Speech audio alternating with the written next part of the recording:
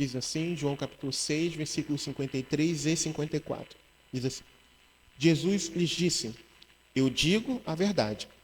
Se vocês não comerem a carne do Filho do Homem e não beberem o seu sangue, não terão vida em si mesmos. Todo aquele que come a minha carne e bebe o meu sangue tem a vida eterna, e eu o ressuscitarei no último dia. Amém? Queridos, nessa manhã, nós queremos trazer essa meditação aos nossos corações. E já de cara, a gente quer dizer para todos aqui, né, principalmente os mais novos, que inicialmente esse texto, ele parece um tanto quanto estranho, né? Jesus, ele fala, né, sobre essa questão de comer a carne e beber o sangue. A primeira coisa que a gente precisa dizer para você, principalmente para você que é mais novo, é que esse termo não é um termo literal, é uma figura de linguagem. O que Jesus ele realmente queria tratar, ele queria dizer com as pessoas que estavam ali indo atrás dele, em busca dele? Ele estava querendo dizer, eu separei apenas 2 termos para tratarmos aqui nessa manhã em relação ao que Jesus quis dizer com essa questão. Ele quis dizer que seria de suma importância que aquelas pessoas estivessem cheias de fé. E também as estava conclamando para que fossem não espectadoras, mas participantes da sua vida, participantes da vida de Cristo. Então, o que Jesus ele quis dizer aqui é o seguinte: olha, o que vocês realmente precisam, primeiro, é estarem cheios de fé. E, em segundo lugar, que vocês sejam participantes da minha vida. Ou seja, participantes da vida de Cristo. E o mesmo se aplica para nós hoje. O que Jesus ele requer de nós é que, primeiro, nós tenhamos fé. Diga comigo. E, em segundo lugar, que nós sejamos, de fato, participantes da vida de Cristo. Diga, participantes da vida de Cristo, exatamente. É isso. Esse comer a carne, beber o sangue, significa isso. Fé, confiar, acreditar e comprometer-se. Ter aliança com o Senhor. E é isso que o Senhor nos chama nessa manhã. E é para isso que o Senhor está nos chamando, nos despertando nessa manhã, queridos. E como a gente tem falado aqui, é de suma importância que nós, em primeiro lugar, nós tenhamos fé. Mas que tipo de fé?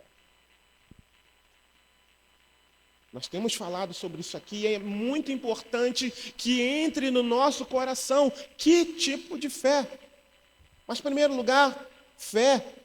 Hebreus 11 é um texto clássico que fala sobre a fé, diz assim, versículo 1: ora, a fé é a certeza daquilo que esperamos e a prova das coisas que não vemos. Fé. A fé não é uma dúvida ou incerteza, mas sim uma firme convicção de que as coisas que Deus prometeu se cumprirão. Isso é fé. Mesmo que a gente, em algum momento, a gente não consiga, nesse momento agora a gente não consiga enxergar, mas a gente sabe que se Deus prometeu, Ele é fiel para cumprir. Fé. Fé. E o Senhor, ele requer isso de nós. Todo aquele que decidiu-se por andar com Cristo precisa viver debaixo de fé. Precisa ser cheio de fé. Outra coisa também que eu deixei aqui, que essa fé, ela está direcionada não a ela mesma. Já ouviu falar de fé na fé? Tem gente que tem fé na fé. Mas nós precisamos ter fé, sabe em quem? Em Cristo.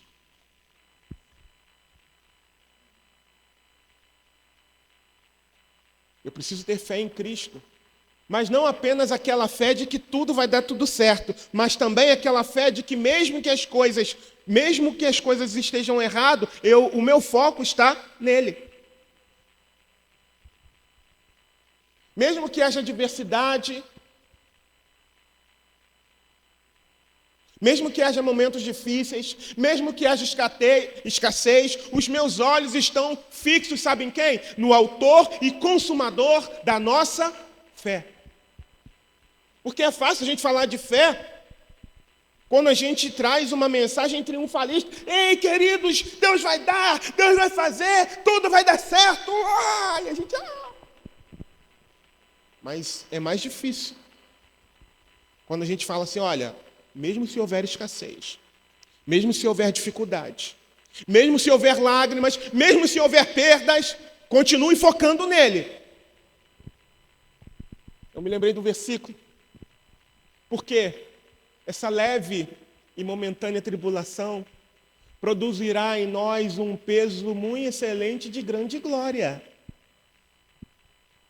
Adversidades, elas servem para o cristão para refinar a sua fé, para nos fazer crescer em graça e em conhecimento do Senhor. Então a gente precisa ter fé. No entanto, fé não é crença.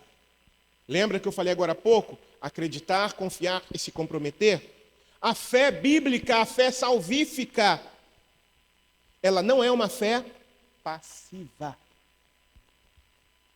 Mas é uma fé que nos conduz naturalmente a atitudes, a ações que glorifiquem ao nome de Deus. E, de fato, essa fé, ela vai estar em concordância com a palavra. Fé. Acreditar em Jesus. Crer em Jesus. Ter fé em Jesus. Implica em obedecermos a palavra do Senhor. Implica em confiarmos nele e dedicarmos a ele todas as áreas da nossa vida. Todas. Um texto também que, se eu não me engano, no domingo passado eu abordei também, é o de Tiago, corroborando com aquilo que eu acabei de dizer, sobre a fé que não é passiva. Diz assim, Tiago 2,26, assim também a fé por si só, se não acompanhada de obras, está morta. Que tipo de fé nós temos apresentado diante do Senhor? É só uma crença? Eu creio em Jesus. E eu cruzo os braços e eu creio em Jesus. E eu venho para cá porque eu creio em Jesus. Eu saio daqui alimentado, regozijando porque eu creio em Jesus. Mas no decorrer da semana, nada aqui dentro muda. É uma fé morta. É uma fé infrutífera. Não é uma fé completa. Não é uma fé que salva. Então era isso que Jesus estava chamando a atenção para aquelas pessoas que o viram fazer milagres e estavam ávidos por milagres, ávidos por coisas temporais. E era só isso que eles queriam. Não, eu creio, eu vi o milagre, então eu creio. Mas eles não queriam comprometimento. Eles queriam talvez apenas um espetáculo. Eles queriam apenas a satisfação dos seus desejos temporais. Mas Jesus tinha muito mais para dar. Jesus tem muito mais para dar do que satisfação de alimento, do que uma cura. Não que uma cura, não que alimento, não que trabalho, não que restauração de alguma coisa não seja importante na nossa vida. Sim, é. Mas Jesus, ele quer trazer para nós vida e vida em abundância. E não apenas isso. Ele conta conosco aqui nessa terra para que o reino dele seja estabelecido aqui. A gente não precisa esperar chegar, quando chegar aquele grande dia, a gente vai entrar para as bodas do Cordeiro e celebrar. Não, começa aqui, com uma fé atuante, com uma fé que é acompanhada de obras.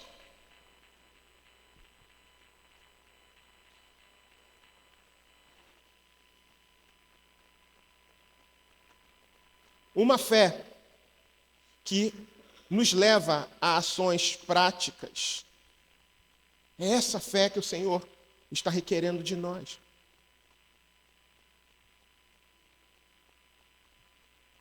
Uma fé que mostra qual é o nosso estilo de vida, que molda o nosso estilo de vida. É essa fé, queridos, que nós precisamos ter.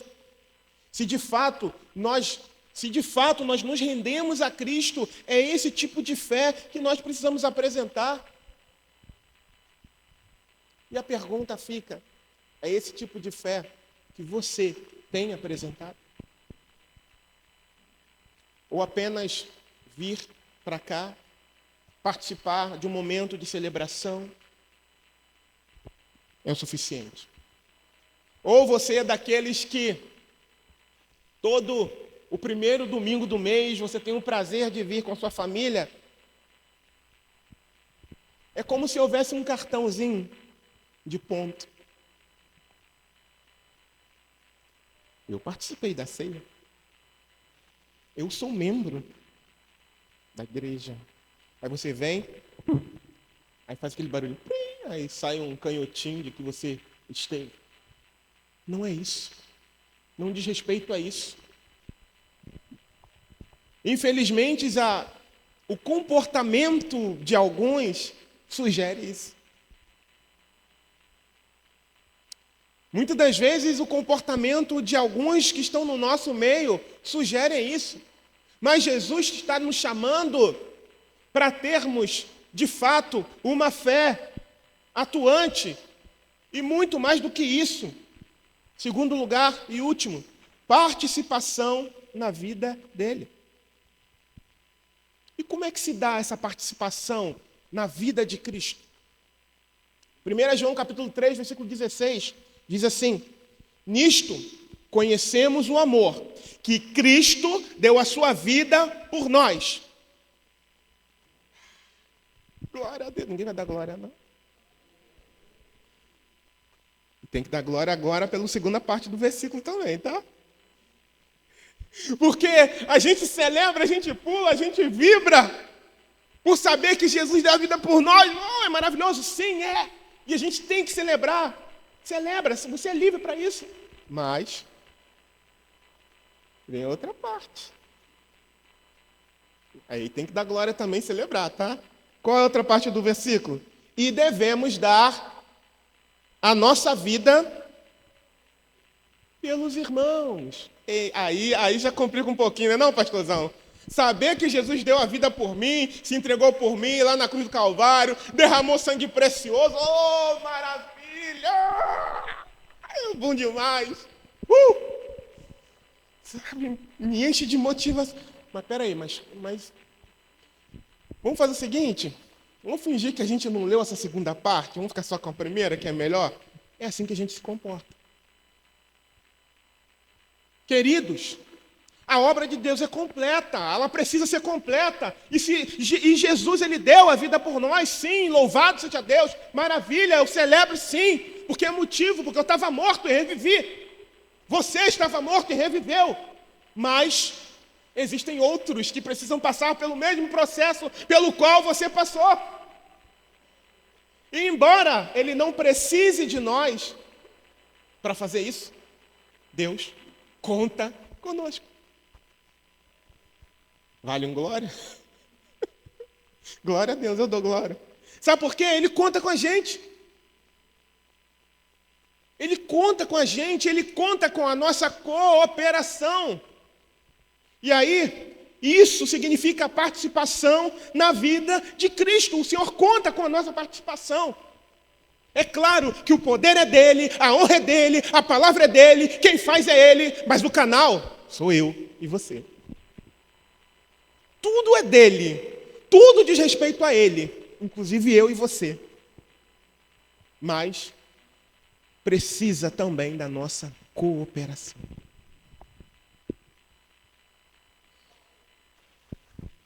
Outra coisa também muito interessante nessa questão da participação na vida de Cristo é que a gente vive com muitos projetos de vida. A gente está preocupado em focar na família, está preocupado em focar na nossa vida profissional e financeira, está preocupado em focar na nossa vida social. E o que há de errado nisso? Me ajudem? Nada. Muito bem, vocês estão focados, estão ligados. Glória a Deus por isso. Sabe o que há de errado nisso? Nada. Nada. Mas sabe qual é o problema? Muitas vezes acontece. A gente esquece desse versículo aqui, ó. Filipenses 1:21. Porque para mim, o viver é Cristo e o morrer é lucro. O que eu quero dizer com isso?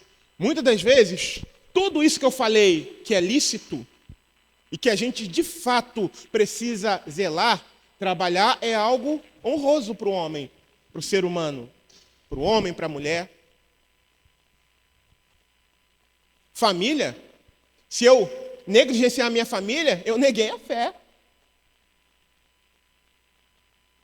Isso de pais para filhos, isso de cônjuge, marido e mulher.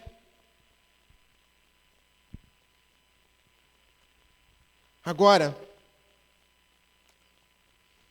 esse versículo aqui, ele aponta para a gente uma profunda conexão que Paulo tinha com Cristo. Uma profunda entrega que Paulo tinha com Cristo, queridos. A ponto de um outro versículo ele dizer, olha, sejam meus imitadores como eu sou de Cristo. Ou seja, Cristo precisa vir em primeiro lugar. Acima do meu foco, da minha prioridade profissional, acima da priorização da minha família, eu preciso priorizar a Cristo. Porque se Ele não estiver no centro, eu posso ganhar o mundo inteiro, mas eu vou prejudicar a minha alma. Eu posso dar de tudo, do bom e do melhor para minha esposa, para minha filha. Mas eles, tendo tudo, materialmente falando, espiritualmente, não terão nada. Porque se Cristo não estiver no centro de tudo isso, nada vai valer a pena. Nada. Então aprendamos, eu também me incluo nisso, a priorizar o reino de Deus e a sua justiça. Até porque a palavra do Senhor, não é, o Júlio, diz que há tempo para quê? Para tudo. Tem? Tem. Bem, se a palavra do Senhor, que não mente, que é verdadeira, que é fidedigna, ela diz que há tempo para tudo, então há tempo para que haja uma participação maior de muitos que estão presentes aqui nessa manhã na vida de Cristo. Através, não apenas do congregar, mas principalmente no que diz respeito ao seu serviço para o reino de Deus. Seja aqui dentro, seja lá fora. É a Bíblia que diz que há tempo para tudo. Então, meus amados irmãos,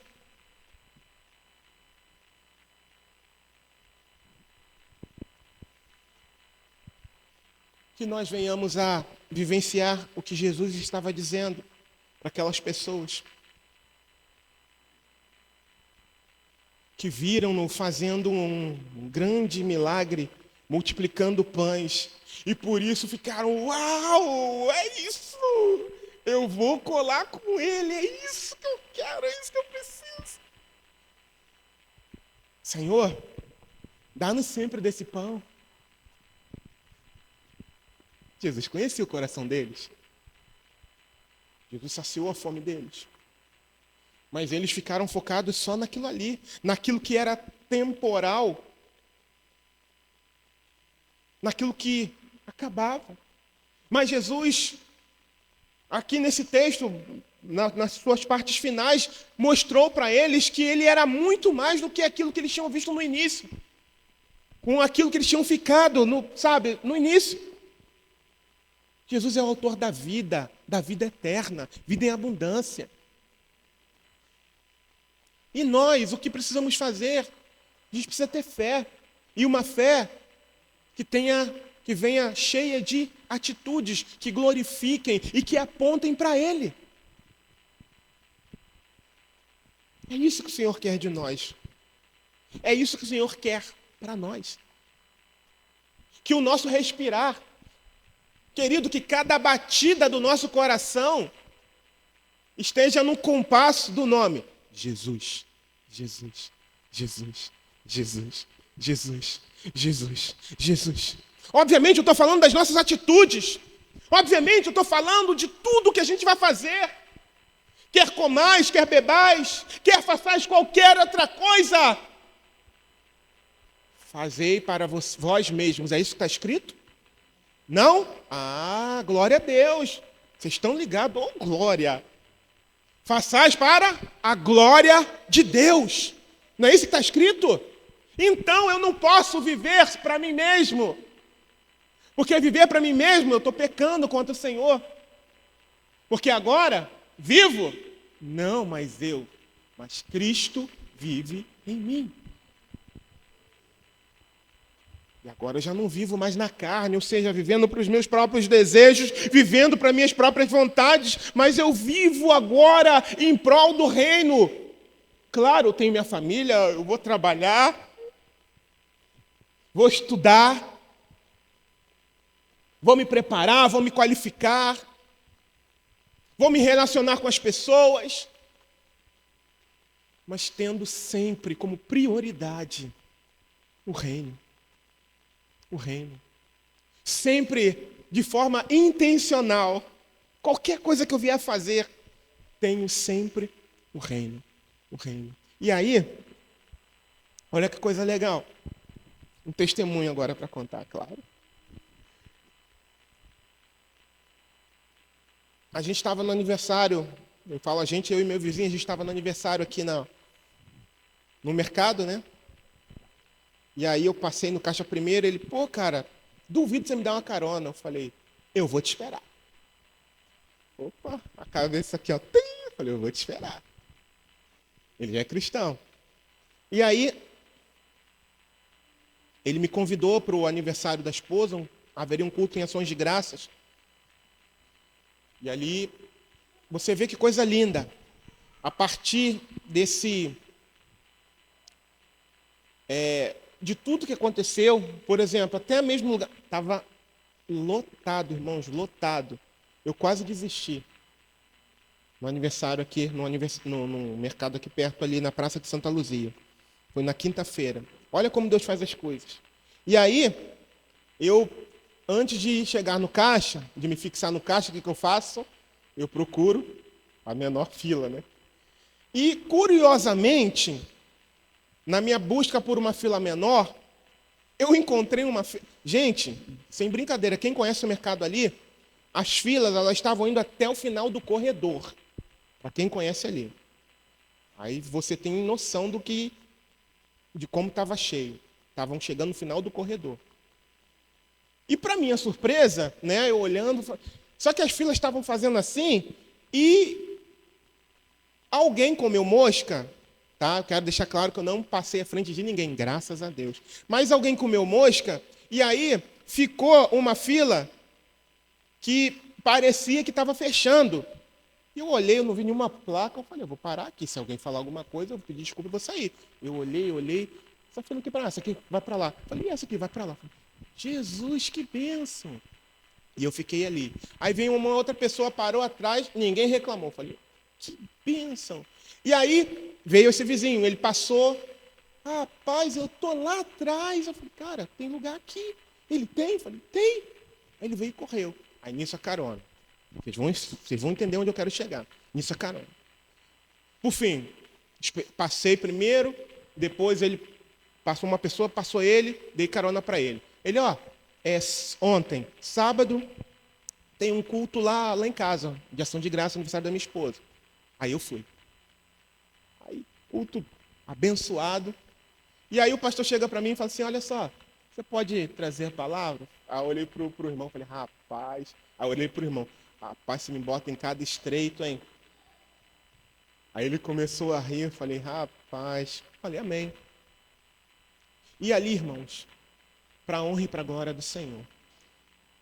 Uma mensagem que começou falando de ações de graças. Vocês já sabem como terminou, né? Para um evangelista, vocês já sabem como ela terminou, né? Uma família se rendeu aos pés do Senhor.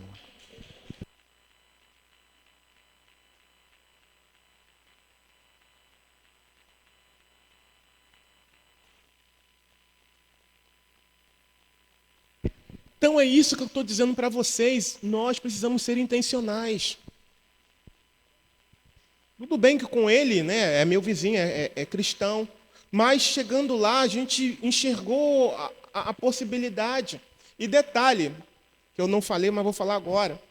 A pessoa que se rendeu aos pés do Senhor, na verdade a família, o homem, é um dos meus convidados que ainda não foram no PG lá em casa. E ele falou, quarta-feira eu tô lá, tá?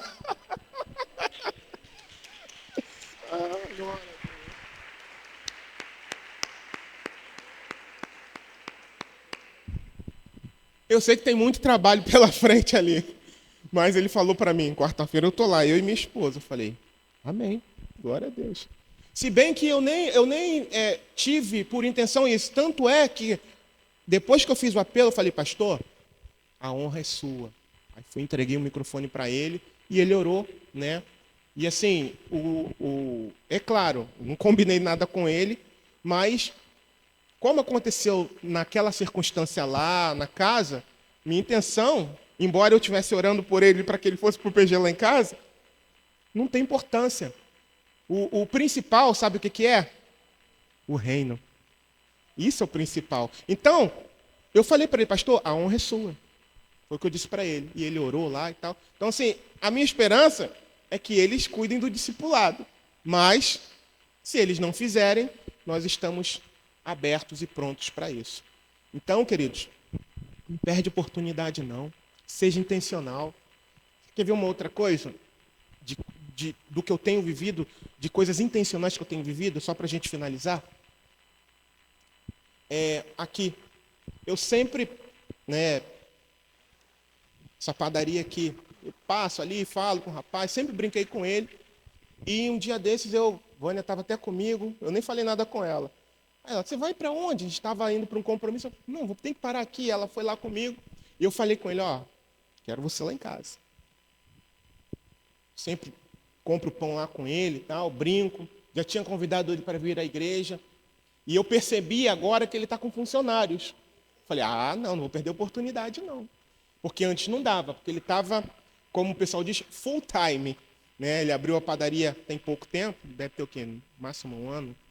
Ele estava direto, ele e a esposa. Mas eu percebi que ele começou a colocar funcionário. O que eu fiz? Falei, não vou perder a oportunidade. Antes eu sei que ele realmente não tinha tempo, mas agora tem. Aí eu parei lá, observei aquela coisa toda, e ele disse que vai, né, nos visitar. Então, queridos, vamos ser intencionais, vamos viver a nossa vida, trabalhar, cuidar da nossa família, passear quando puder com a família, ter comunhão uns com os outros, mas tudo visando a glória de Deus, tá? Então, quem leva, finalizando, quem leva uma vida segundo o que Jesus estava orientando, esse está andando segundo a sua vontade. Então, que nós verdadeiramente sejamos esses que têm verdadeira comunhão com Cristo. Estejamos focados não apenas em nossa própria salvação, mas também com a salvação de outras pessoas também, porque foi para isso que o Senhor nos chamou. Finalizando com o texto que a gente leu, Jesus lhes disse: eu lhes digo a verdade, se vocês não comerem a carne do Filho do Homem e não beberem o seu sangue, não terão vida em si mesmos. Todo o que come a minha carne e bebe o meu sangue tem a vida eterna, e eu o ressuscitarei no último dia. Amém? Só um pequeno...